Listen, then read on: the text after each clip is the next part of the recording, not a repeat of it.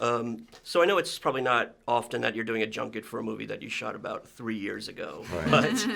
but just how special is it for you guys to see the current war coming out in the form that it was sort of always meant to take?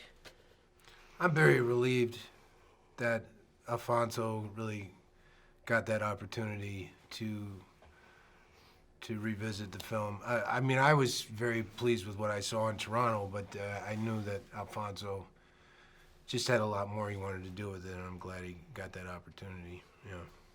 Yeah, I mean, as actors, you very rarely get to revisit something like this where you shoot additional photography and the cut changes so much. I think it was, yeah, we were really lucky in a sense. And I suppose for a director, it must be strange finally letting go of a film and seeing it and sometimes thinking, you know, in hindsight, I'd love to do this and that. So it's great that Alfonso could do that and tweak and play. And I think also for all of our crew and cast as well, that their work's finally getting an airing. You know, people work really hard for months and months and months to create the look of the film and the camera work and the lighting and location managing and all the rest of it that goes into making a film, the catering, all of it. So this is validation for that work. It's having its life, and in Alfonso's framing of it, which is the right way it should have been.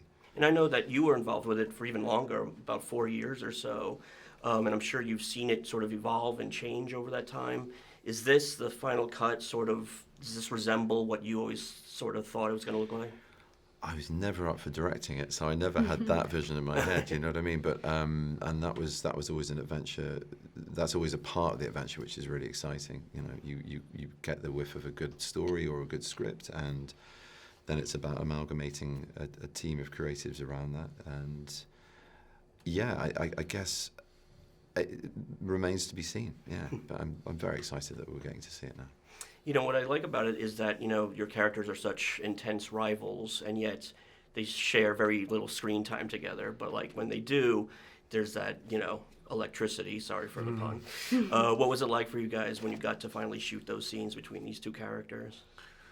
Yeah, it was very satisfying. I can't say I've ever had an experience like that where, you know, they shot kind of Edison's half first, and then I came in, did my half, and then to be able to go to that scene, there was a lot of build-up to it, you know, so you came in, you felt like you had a lot of ammunition. Yeah, and I you know, Michael's a heavyweight, and to share some screen time with someone that profoundly gifted is great. It raises your game, and it was a really enjoyable day on set. We had one brief moment where we sort of saw each other across the courtroom at the end when I'm getting swamped by autograph hunters, and he's just retreating from the mess of fame wisely. and I was really looking forward to it. It didn't disappoint. So yeah. What do you think it is about this story that still resonates, you know, over so much time? Why are we still so fascinated by these guys? I mean, well, I think the bad behaviour that went on, especially on Edison's part, the sort of dirty tricks campaign, the fake news, the rubbishing of an opponent. I mean, that is something that's so alive in today's sort of circus. And beyond the bad, I think in the good, it's just astonishing how much these people achieved. And putting aside sometimes how they achieved it, what still touches our lives and how we take a lot of it for granted. Although with environmental concerns, we're now asking how this light is actually powered and with what fuel, and I'm going to turn it off when I don't need it.